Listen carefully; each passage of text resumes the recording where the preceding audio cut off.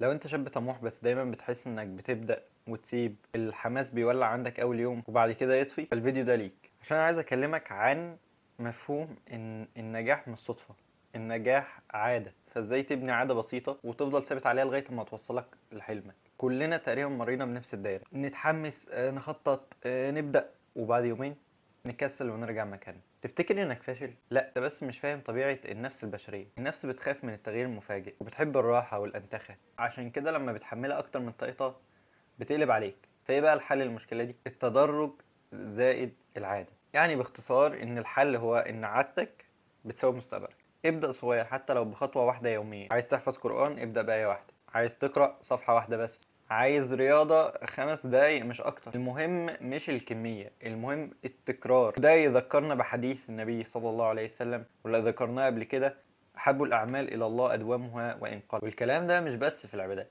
ده مبدأ حياة. ربنا بيبارك في القليل المستمر أكثر من الكثير المنقطع.